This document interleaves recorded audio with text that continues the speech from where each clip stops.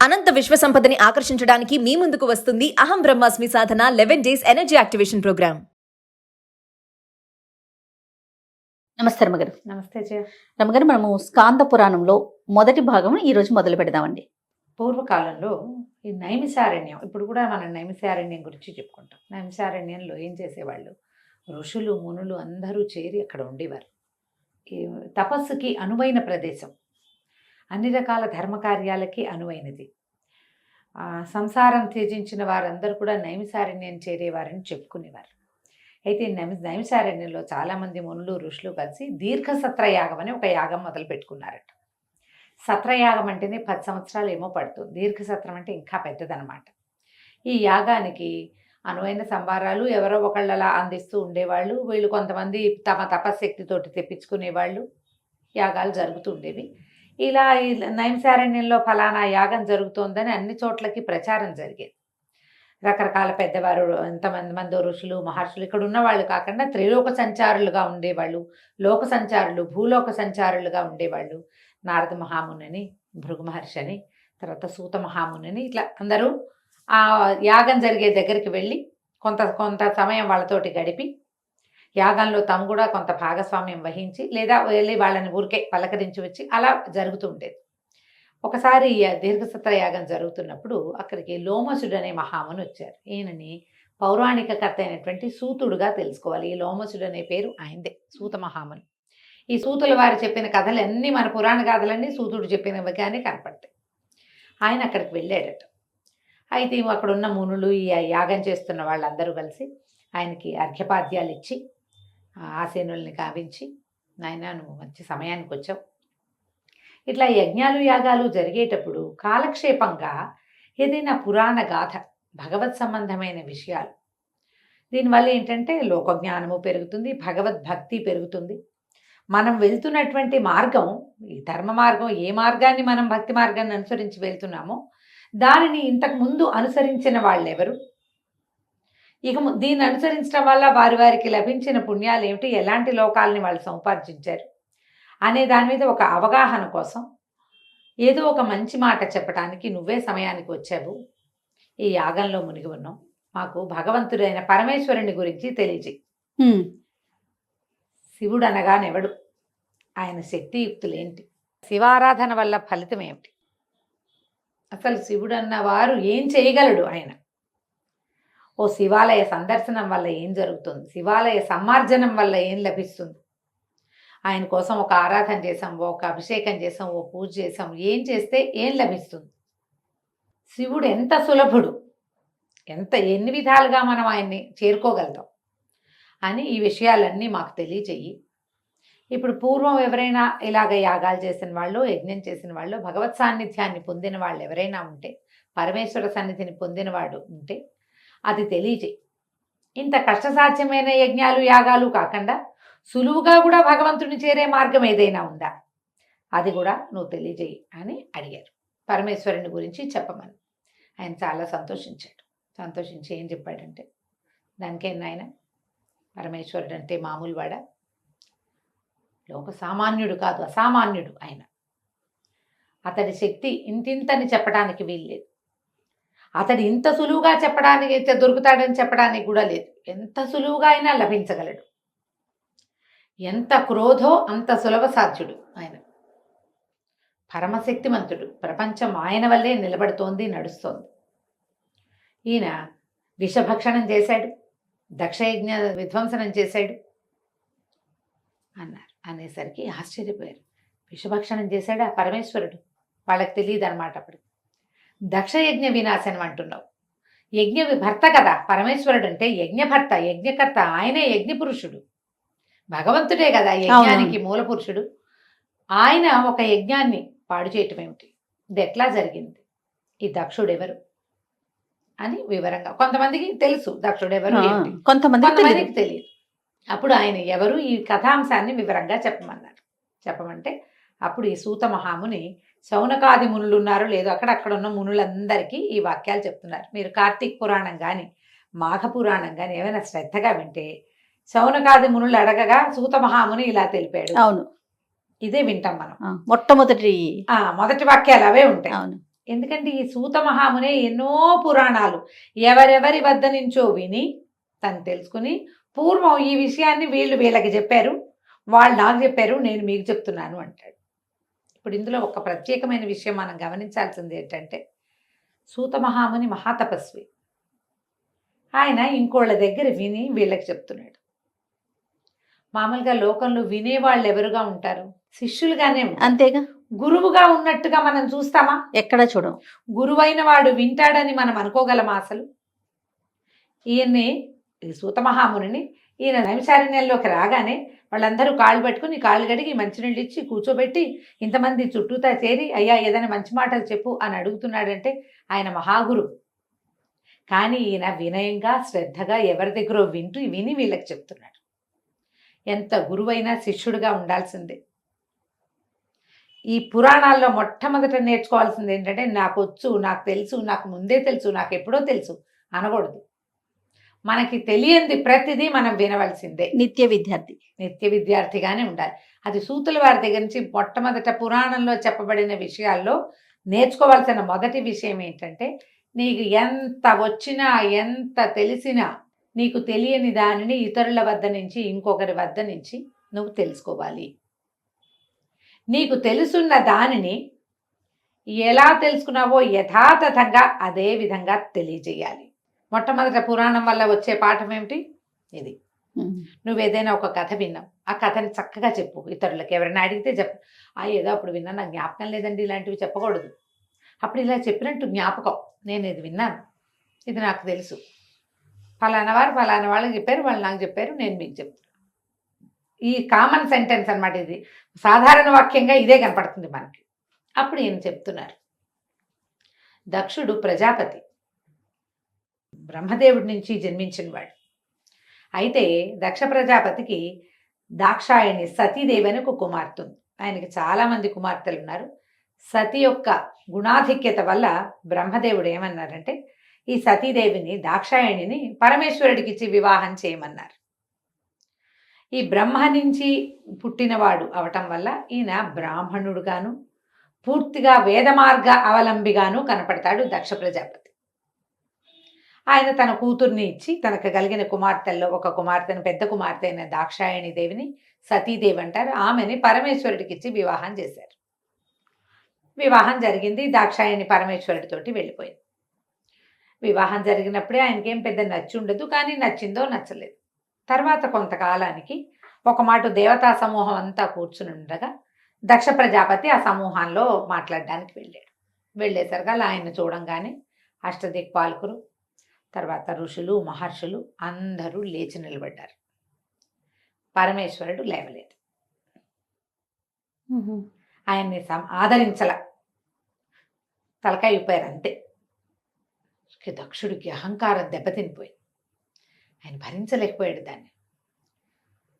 చూస్తారు మనం, సాధారణ మానవులు ఏం చేస్తారు, ఏం వీళ్ళు నన్ను పలకరించలేదు, వీళ్ళు నాతో సరిగ్గా మాట్లాడలేదు, లేదా మనసిచ్చి మాట్లాడలేదు, నేను పలకరిస్తుంటే ఎటో చూశారు, మనం అట్లా గమనిస్తాం. కానీ ఎదురుకుంటా అడిగి ఏమిటి నువ్వు నన్ను పలకరించలేదు, నువ్వు అదేమిటి అని ప్రశ్నించాం. కానీ దక్షుడికి ప్రశ్నించే గుణం ఉంది. ఒకటి, ఆయనకి పరమేశ్వరుడు నా కుమార్తెనిచ్చిన అల్లుడన్న ఒక చిన్న చూపు. రెండవది, ఈయన వేద మార్గావలంబి కాదన్న ఒక అనుమానం. దాంతో ధిక్కరించి ప్రశ్నించాడు. ఏమిటి నీ పద్ధతి ఏమిటి, నువ్వేమిటి, ఈ భూతగణాలు ఏమిటి, నీ వస్త్రధారణ ఏమిటి, నువ్వెవరివి అసలు, నీకు మర్యాద లేదు, నీకు అది లేదు, ఇది లేదు, నువ్వు మర్యాద కలిగిన వాడివి కాదు, భూతగణాలను వేసుకుని తిరుగుతావు, నీ వస్త్రధారణ ఏమీ బాగుండదు, బ్రహ్మదేవుడు నన్ను బలవంత పెట్టి నా కూతురిని నీకు ఇప్పించాడు, కానీ నువ్వు నా కూతురికి తగిన వాడివి కాదు, అసలు నువ్వు యజ్ఞాల్లో జరిగే చోట నిలబడ్డానికి కూడా నీకు అర్హత లేదు, నీకు శుద్ధి లేదు, నువ్వు నిరంతరం శ్మశానవాసిగా ఉంటావు, ఆ బూడిద పూసుకుంటావు, ఇవేమిటో ధరిస్తావు, నీతో ఉన్న వాళ్ళందరూ వీళ్ళేమిటి, వీళ్ళంతా ఇట్లా ఉన్నారు, ఆ భూతగణాలు ఎలా ఉంటాయి, భగవంతుడి వెనకాల ఉండేవి, లయకారకుడు ఎట్లా ఉంటాడు అని నిలదీశాడు. ఏమిటి, తన కుమార్తెనిచ్చి వివాహం చేసినాక చేసి చూడండి, తనని చూసి పలకరించలేదన్న కోపంతో, అక్కస్తోటి నువ్వు వేద మార్గావలంబివి కాదు, ఎందుకంటే నేను బ్రాహ్మణుడిని, బ్రహ్మకుమారుణ్ణి, ప్రజాపతిని, ఈ ప్రపంచంలో చాలామంది పుట్టడానికి నా వల్లే, నేనే కారణం, నాకు గౌరవం లభించాలి అని పరమేశ్వరుణ్ణి శపించబూనాడు. ఓహో. నీకు ఇంకా యజ్ఞాల్లో భాగస్వామ్యం లేదు, వీళ్ళెవరు నిన్ను గౌరవించరు, నువ్వు ఇది దుర్భాష ఏదైనా సరే. అయితే శిలాద మహర్షి కుమారుడైనటువంటి నందీశ్వరుడు పరమేశ్వరుడి గణాలలో మొదటివాడు నంది.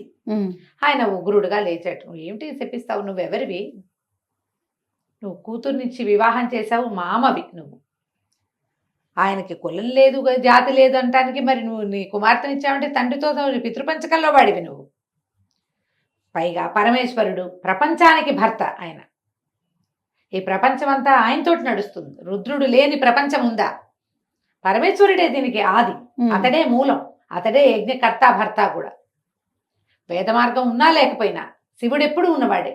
శివ శబ్దం వింటేనే మనుషులు మానవులు పవిత్రులు అవుతారు, వ్యక్తి పవిత్రుడు అవుతాడు శివనామధేయంతో. నువ్వు ఆయన్ని శపించేంతటి వాడవా నువ్వు, ఇంత మాట అంటావా అని ఉగ్రుడుగా లేచాడు. లేస్తే ఈ దక్ష ప్రజాపతి ఆ నందీశ్వరుణ్ణి కూడా శపించాడు. ఈ గణాలందరికీ ధూర్తులు, వీళ్ళు సరైన వాళ్ళు కాదు, కాలముఖులైపోతారు, నల్లటి వాళ్ళు అయిపోతారు వీళ్ళు, మీరందరూ కొంతమంది అలా అయిపోతారు, కొంతమంది ఇలా అయిపోతారు, నానా రకాలుగాను శపించారు. నందీశ్వరుడు కూడా ఊరుకోకుండా నువ్వు ఇంత బ్రాహ్మణుడు అని నీ గొప్ప అయితే బ్రాహ్మణులు యాచనకి పూంతారంటాడు అని చెప్తాడు. ఇతరులు ఇచ్చే దానికోసం పనిచేస్తారు, మీరు నీ జాతి ప్రకారం చెయ్యవు, ఎవరో ఒకళ్ళకి కోసం నువ్వు యజ్ఞం చేస్తావు, వాడిచ్చే దక్షిణ తీసుకుంటారు మీరు కూడా అని బ్రాహ్మణ జాతినే శపించాడు నందీశ్వరుడు. ఎవరు తగ్గలేదు. అంటే బ్రాహ్మణులు సొంతానికి చేసుకోవటం కాకుండా మరి ఆధ్వర్యం వహిస్తారు కదా, అన్ని జాతులకి ఆధ్వర్యులుగా బ్రాహ్మణులే ఉంటారు కదా. ఇప్పుడు ఎవరో ఒక జాతి అయినా, ఓ రాజుగారో ఇంకొక ఆయన ఒక వ్యాపారస్తులు యజ్ఞం చేసుకుంటే దానికి యజ్ఞం చేసేది ఎవరు? బ్రాహ్మణుడు. ఇప్పుడు ఆయన ఇచ్చే దక్షిణ తీసుకోవాల్సిన వాడెవడు? అలాగే జరిగిందా? ఆ విధి అప్పటి నుంచి వచ్చింది నందీశ్వర శాపంతో. ఈ మాటలు ఆయన అనేసరికల్లా పరమేశ్వరుడు నవ్వుతూ ఊరుకున్నాడు. ఆయన ఏమన్నాడంటే, నందీశ్వరుని నాకు తగ్గు, క్రోధం పనికిరాదు నాయన, క్రోధాన్ని విడిచిపెట్టు. ఎవరి పద్ధతి ప్రకారం వాళ్ళు ఉంటారు, ఎవరి రకంగా వాళ్ళు అవుతారు. ఆయన ఏదనుకుంటే అది అనుకోని, అతడు అన్నంత మాత్రాన, అనుకున్నంత మాత్రాన ఏది జరగదు, ఆగదు. నా సర్వశబ్దానికి ఇతను అడ్డంకి కాదు. పరమేశ్వరుడు తన సమస్తాన్ని ప్రపంచానికి వదిలిపెట్టాడు. అందుకని ప్రపంచం దేన్ని వదిలేస్తుందో దాన్ని స్వీకరించాడు ఆయన. బూడిద ఆయనే ఇస్తాడు, ఆయనే ఐశ్వర్యకారకుడు, ఆయనే మోక్షకారకుడు పరమేశ్వరుడు. మోక్షం ఇచ్చాడంటే ఏమిటి? నీకు అన్నీ ఇచ్చేసినట్టేగా. నీకు ఒక వ్యక్తికి మోక్షం ఇచ్చాడు పరమేశ్వరుడు, అతడు విడిచేదేమిటి? వాడు వెళ్ళిపోతూ శరీరాన్ని బూడిద వదిలిపెడతాడు, అదే పుచ్చుకుంటాడు, కానీ ఇంక ఏమీ అక్కర్లా ఆయనకి. నా సర్వశబ్దానికి ఇది ఏమి అడ్డంకి కాదు, నువ్వు నిశ్శబ్దంగా ఉండు అని ఆపారు. ఎవరి దారిని వాళ్ళు వెళ్ళిపోయారు. ఇది జరిగింది. కొంతకాలానికి దక్షుడు ఒక యజ్ఞాన్ని మొదలుపెట్టుకున్నాడు. ఈ దక్షుడు మొదలుపెట్టిన యజ్ఞం ఏమిటి? నిరీశ్వర యాగం. రుద్రుడు లేని, పరమేశ్వరుడు లేని యజ్ఞం. దాని పేరే అలా పెట్టుకున్నారు. అది అలా అయిపోయింది అంతే. ఇంకా అందరినీ పిలిచాడు. ఆయనకి చాలామంది కుమార్తెలు ఉన్నారు, 27 నక్షత్రాలు. నక్షత్ర కన్యల్ని చంద్రుడికి ఇచ్చాడు. చంద్రుడు పరమేశ్వరుడు ఇద్దరు తోడల్లుడు. అవును, ఇచ్చాడు. ఆ వివాహాలు అయిపోయినాయి. అవి ఇప్పుడు ఈ యజ్ఞానికి అందరినీ పిలిచాడు. ఇంద్రుడిని పిలిచాడు, మొత్తం అష్టదిక్పాలకుల్ని పిలిచాడు, బ్రహ్మని, విష్ణువుని పిలిచారు, ఒక్క పరమేశ్వరుని తప్ప ఆయన్ని మాత్రం పిలవలేదు. అద్భుతంగా యజ్ఞం ఏర్పాటైంది. వచ్చిన వాళ్ళందరూ వాళ్ళు ఎవరెవరి రకాలుగా వాళ్ళు వచ్చారు వాహనాల మీద. ఈయనందరినీ ఎదుర్కొని ఎవరికి వాళ్ళకి చక్కగా ఆసనాలు ఏర్పరిచాడు, తర్వాత నివాసాలు ఏర్పరిచాడు. ముందు వచ్చేటప్పుడు తెలియదుగా, యజ్ఞం మొదలయ్యాకే పరమేశ్వరుడు లేడనే విషయం అర్థమవుతుంది. కొంతమందికి తెలిసే ఉంటుంది, కానీ మాట్లాడలేదు. ఇతను మరి ప్రజాపతి కదా, ఊరుకున్నారు. అందరూ చేరారు. అందరూ చేరుతుంటే జరుగుతోంది ఇట్లా. ఇది పరమేశ్వరుడికి తెలియకుండా ఎలా ఉంటుంది? ఆయన సర్వజ్ఞుడు కదా, ఆయన భూతగణాలతో పరివేష్టితుడుగా ఉన్నాడు. ఆ సమయంలో దాక్షాయణి తన చెలికత్తెలతోటి కొంతమందితో కలిసి ఆవిడేదో కందుకు క్రీడ బంతి ఆడుకుంటోంది.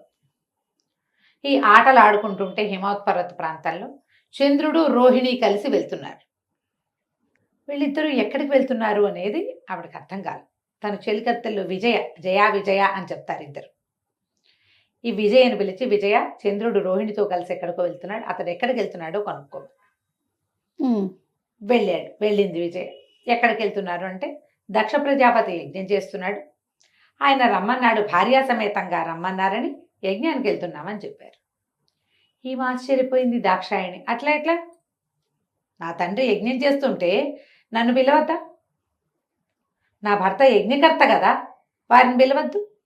మాకు ఆహ్వానం రాకుండా ఆయన మీద అలంకారంగా ఉండేటువంటి చంద్రుడికి వెళ్ళటం ఏమిటి? ముందు ఆహ్వానం ఎట్లా వెళ్ళింది?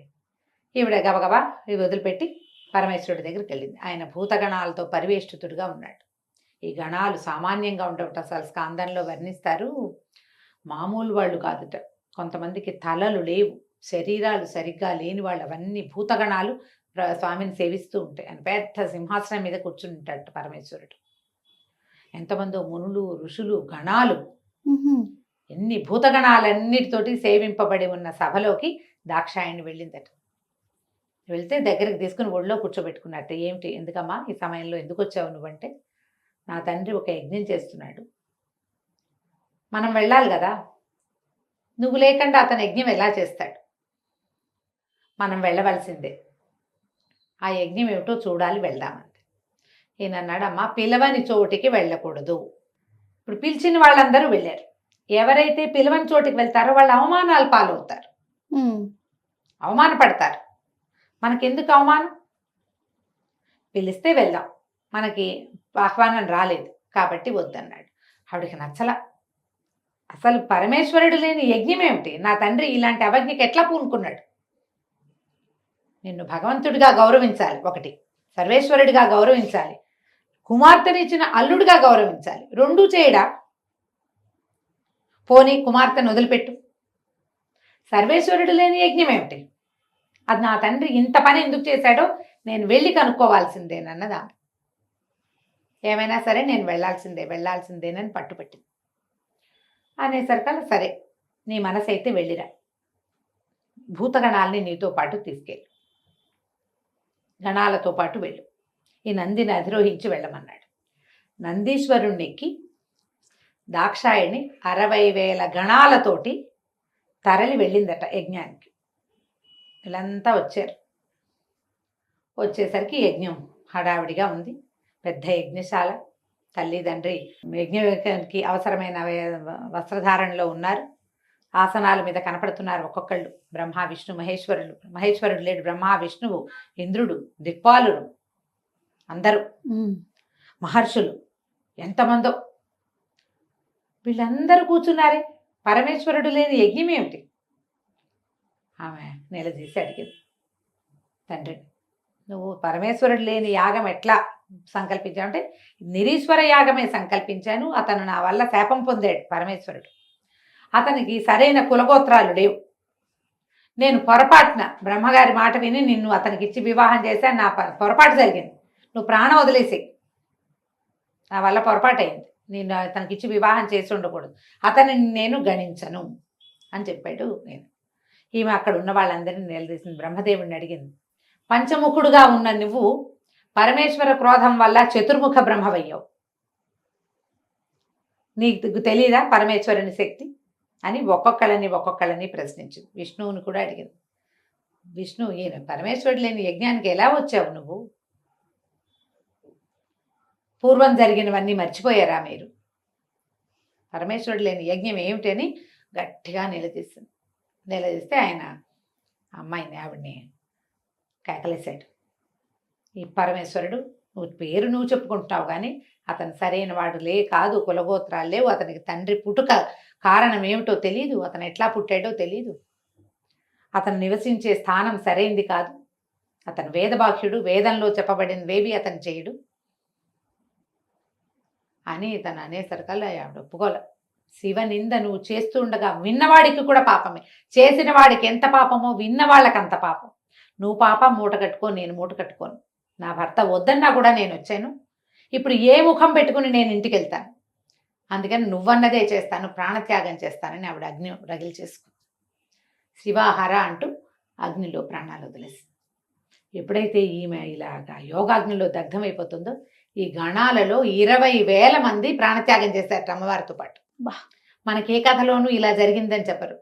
ఒక్కొక్కళ్ళు తమ కత్తులతోటి తమ మెడలు నరుక్కున్నారు, శరీరం నరుక్కుని తమ ప్రాణాలు తమే తీసేసుకున్నారు. 20,000 మంది గణాలు సర్వనాశనం అయిపోయింది. మిగిలిన వాళ్ళంతా నిర్ఘాంతపోయి చూస్తున్నారు. యజ్ఞవాటిక ఆమె అగ్నిలో దగ్ధమైపోతోంది. అది చూసి తల్లి మరణిస్తుంటే చూడలేక సంతానం అంతా ఈ రకంగా అయిపోయారు. ఒక రకమైన భయానకమైన వాతావరణం జరిగిపోయింది అక్కడ. ఇది ఎప్పుడైతే నారదుడు ఇక్కడి నుంచి చూశాడో, దీనికి ముందు ఇంకొకటి ఏం జరిగిందంటే, ఈ ఋషుల్లో కొంతమంది ప్రశ్నించారు, నువ్వు ఇట్లా ఎట్లా సంకల్పిస్తావు, వీళ్ళు ఎందరూ ఉన్నారు, పరమేశ్వరుడేడి?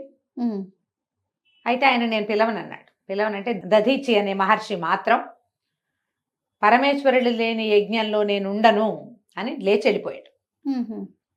ఆయన లేచి వెళ్ళిపోయాడు. ఈ దధీచి మహర్షి తాలూకు వెన్నెముకే తర్వాత ఇంద్రుడికి వజ్రాయుధంగా మారిందని జ్ఞాపకం నాకు కథలో అట్లా కనపడుతుంది. ఆయన వెళ్ళిపోయాడు. తర్వాత ఈవిడొచ్చింది. ఈ ఉన్న వాళ్ళందరూ హాహాకారాలు చేశారు. ఏం చేయాలో ప్రతిక్రియ లేదు. ఇప్పుడు ఏం చేయాలి? ఆమె యోగాగ్నిలో దగ్ధమైపోతోంది. ఏదో ఉత్పాతం జరగబోతోందని తెలిసింది. ఎప్పుడైతే ఆమె ఇట్లా యోగాగ్నిలో దగ్ధమైపోయిందో దిక్కులు పిక్కటిల్లిపోయినాయట. ఎన్నో రకాల చెడు శకునాలు కనపడ్డాయి. ఈ వీళ్ళు వాయిస్తుంటారు వాయిద్యాలన్నీ అపశృతుల్లో పలకటం మొదలుపెట్టాయట. నారద మహాముని ఇక్కడ ఉన్నది జరిగింది చూడడం ఏమిటి, చూడంగానే తీసుకెళ్లి పరమేశ్వరుడికి చెప్పాడు. సతీ యోగాగ్నిలో దగ్ధమైపోయిందని, నీ గణాలలో కొంతమంది ఆత్మాహుతి చేసుకున్నారని, దక్షుడు నీ నింద చేశాడు, మిగిలిన వాళ్ళ దైవగణం అంతా అక్కడ ఉన్నది. విపరీతమైన క్రోధంతో వచ్చింది ఆయనకి. ఎంత క్రోధమో! తనని తిట్టి, తనని అవమానించి, తనని శపించి, గణాలని శపించినా కూడా కోపం రాని పరమేశ్వరుడికి సతీ వియోగంతో వచ్చింది దుఃఖం. ఆయనకి విపరీతమైన కోపం వచ్చింది. తన జటలలో ఇంచి ఒకదాన్ని పెరికి ఈ పర్వతం కేసి కొట్టాడట. ఆ కొట్టేసరికల్లా అందులో ఇంచి పెళపెళ ఆవిర్భావాలతోటి ఈయన వీరభద్రుడు, భద్రకాళి ఇద్దరు జన్మించారు. ఆమె ఎన్నో భూతకోటితోటి వచ్చిందట. ఎన్నో భయంకరమైన భూతాలు పుట్టినాయట ఆమెతో పాటు. ఈ వీరభద్రుడు ఎన్ని చేతులో, త్రినేత్రుడు, సహస్రబాహువుగా జన్మించాడు ఆయన. 1000 చేతులు, 3 కళ్ళు. అసలు మామూలు కాదు ఆ స్వరూపం. భయం వేసేలాగా భయానకంగా ఉంది. ఆయనతో పాటు ఎన్ని రకాల శక్తులు, 1000 గుర్రాలు, కొన్ని 100 సింహాలు ఈయంతో పాటు ఆ రథాన్ని లాగేయట, అతనున్న రథాన్ని. ఏమిటి ఆజ్ఞ ప్రభు, ఏం చేయమన్నావంటే, దక్షయజ్ఞం వినాశనం చేయి నువ్వు. దక్షుడి వల్ల దాక్షాయణి అంతమైపోయింది. ఆమె వియోగం సహించలేకపోతున్నాను, దక్షుణ్ణి నాశనం చేయమని ఆజ్ఞించాడు. ఇక ఈ మొత్తం గణాలన్నీ అటెళ్ళినాయి. ఏం జరిగిందో మనం వచ్చే భాగంలో విందాం. తప్పకుండా రమ్మ గారు. నమస్తే. నమస్తే.